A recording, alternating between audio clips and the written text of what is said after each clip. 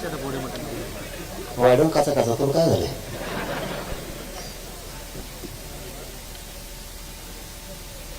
माझी तब्येत खराब आहे, मी जास्त बोलणार नाही, पण एकच सांगितलेलं आहे आणि आजही सांगतो, संतोष भैयाला न्याय मिळाल्याशिवाय आम्ही कोणीही त्या कुटुंबाच्या पाठीमागून एक इंच सुद्धा हलणार नाही.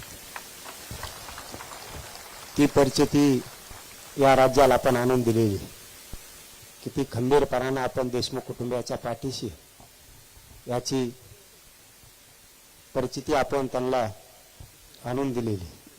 दोन आपण ठामपणानं त्यांच्या पाठीशी सगळं राज्य उभं आहे आणि सूर्यवंशी कुटुंबाच्या सुद्धा पाठीशी आपण ठामपणे उभं आहेत. हे सूर्यवंशी कुटुंबियांना सुद्धा माहिती.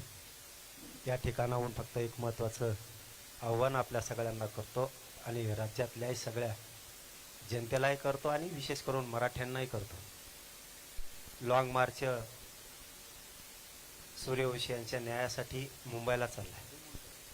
ज्या रस्त्यावरून तो लाँग मार्च जाणार असणार आहे, गावागावातल्या प्रत्येक मराठ्यानं त्यांची नाश्त्याची, पाण्याची, जेवणाची व्यवस्था ताकदीनं करावी, ही या ठिकाणाहून मी जाहीरपणानं सगळ्या जनतेला सुद्धा सांगतो. आता आरोपी अटक झालेत, एक जण राहिलाय, त्याचाही शोध लागलच.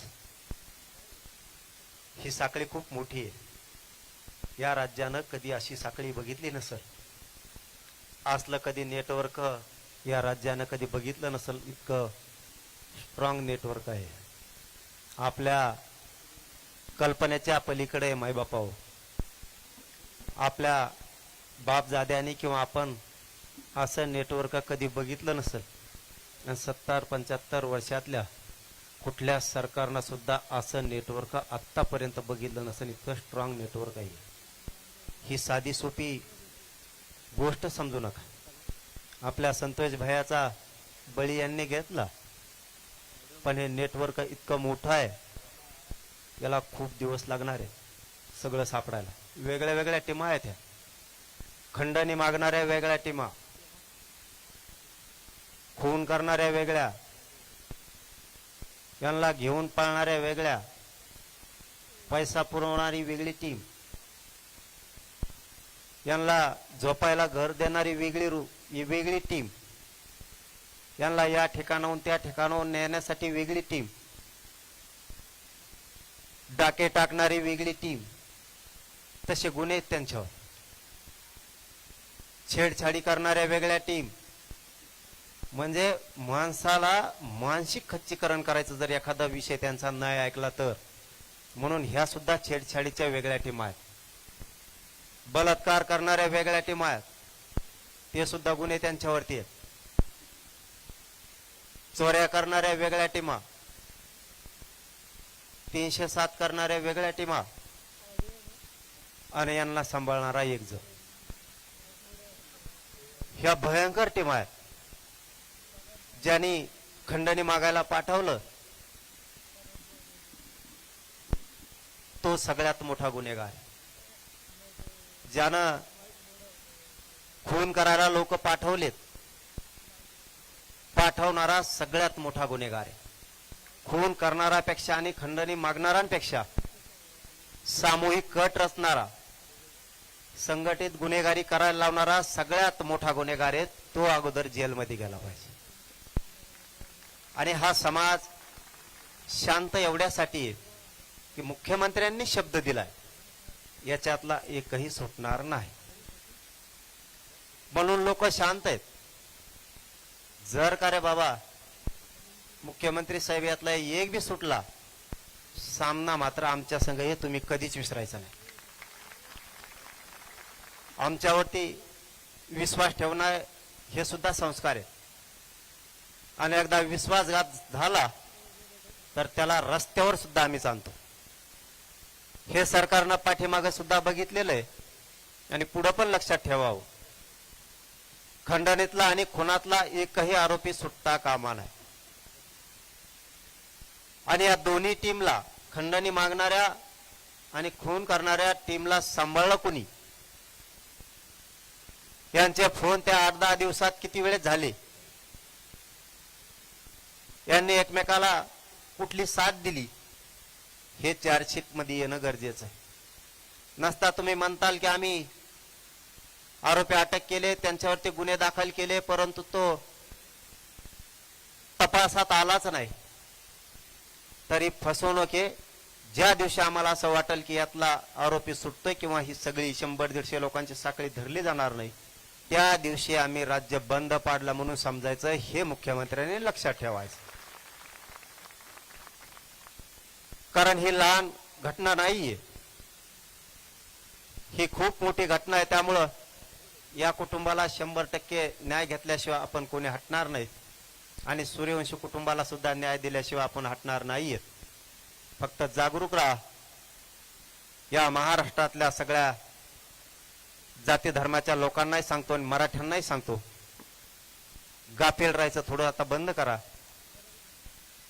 सावध पावित्रा घ्यायचं शिका. समोरचा गोड बोलून डावं टाकतोय, डावं ओळखायचं पुढच्या काळात मराठ्यांनी शिकलं पाहिजे की कोण कसा डाव टाकतोय, त्याचं षडयंत्र आपण कसं तोडायचं. याबाबत आपण हमेशा सतर्क असलं पाहिजे, सावध असलं पाहिजे. यांना कोणची चाल खेळू द्यायची नाही.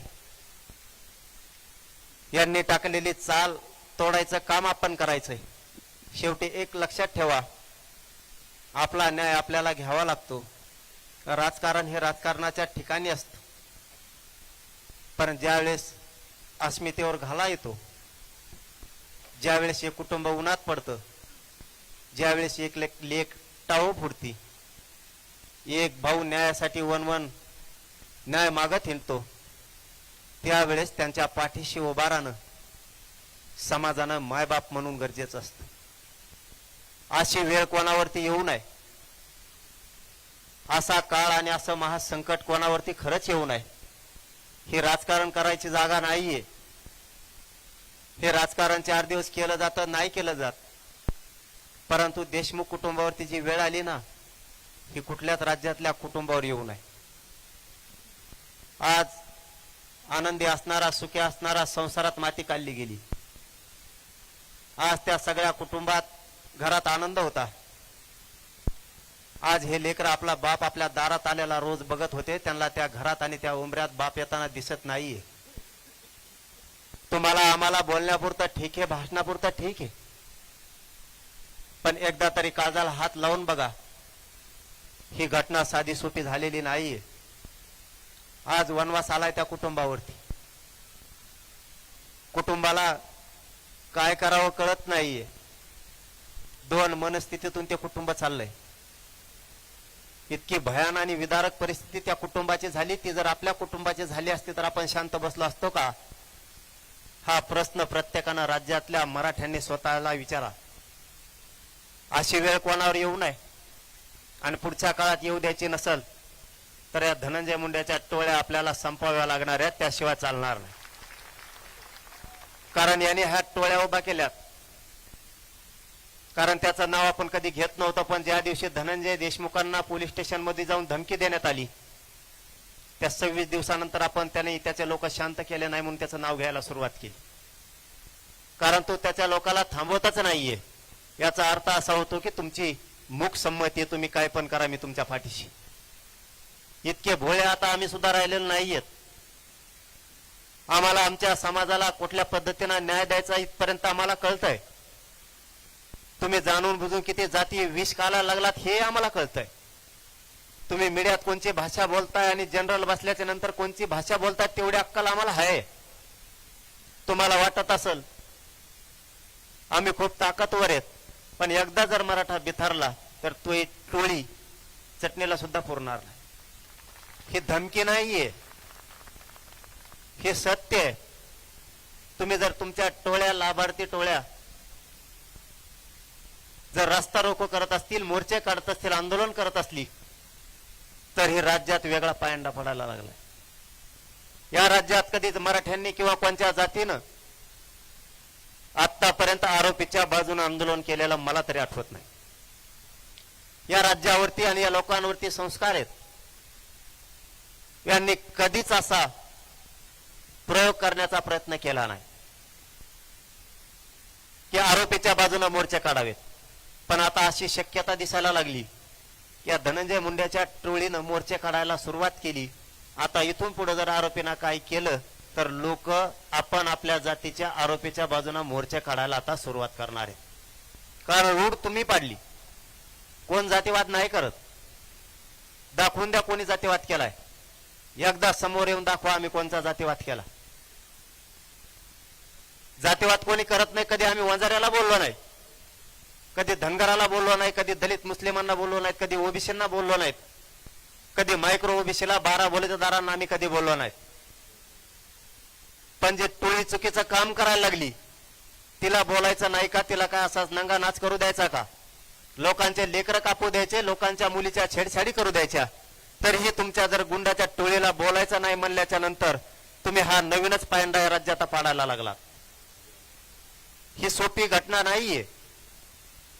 तरीही तुम्ही त्या कुटुंबाच्या बाजूने बोलायचं सोडून तुम्ही आरोपीच्या बाजूने बोलायला लागलात. हे मात्र तुमचं चुकीचं पाऊल आहे. कारण ह्या धनंजय मुंडेच्या टोळीमुळं त्यांच्या जातीची, त्यांच्या समाजाची त्या जिल्ह्यात पत होती, मान सन्मान होता. जी सगळी पत याच्या टोळीनं त्यांची घातली. त्यांना खाली मान घालून चालायची वेळ आज आली. कारण खुन करून जर तुम्ही त्याच्या पाठीशी उभा राहायला लागले, आवाज पुरा कम केला म्हणे, त्याच्यामुळे ही पायंडा चांगला नाहीये. कोणी जातीवाद करत नाही आणि करायची कोणाला गरज पण नाहीये. परंतु टोळीच्या विरोधात बोलावं लागणार आहे आणि तिला रोखावं पण लागणार आहे. त्यांनी जर पुढच्याही काळात रोखलं नाही तर टोळीच्या बद्दल आपल्या सगळ्या जनतेला विचार करावाच लागणार आहे. कारण ते जास्तीत जर मस्तीतच येणार असले, ते जर थांबणारच नसले तरी हा अवघड विषय होईल. पुढचे संकट टाळायचे असतील तर पुढच्या काळात त्या गुंडाच्या टोळ्या थांबवणं गरजेचं आहे. म्हणून एकजूट राहत जा. हाक मारल्यावर येत जा. असू द्या सर्व पक्षी असू द्या, नाही तर कशाच असू द्या. हे सर्व पक्षी म्हणले काही जण लई कण देत. आता काय करावं मलाही कळत नाही. असुदला तरी असू द्या, एखाद्या वेळेस लेकीच्या हाकीला मान द्यायचं शिका. लेख बाळगट का हो पोटी सांगते माझ्या बापाच्या न्यायासाठी तुम्ही या, तर आपण आलं पाहिजे. आपण नाही मान सन्मानाचा विचार केला पाहिजे. खाली जागा मिळाली नाही तर वर मिळाली नाही तर नाही मिळाली तरी चालत. पण इथून पुढचा पायंडा मान सन्मानासाठी नाही तर न्यायासाठीच पडला पाहिजे. त्यासाठी मिळेल तिथं बसायची तयारी आपण ठेवली पाहिजे. न्याय आपल्यासाठी खूप महत्वाचा आहे. तरच या एकजुटीला किंमत आहे, नाही तर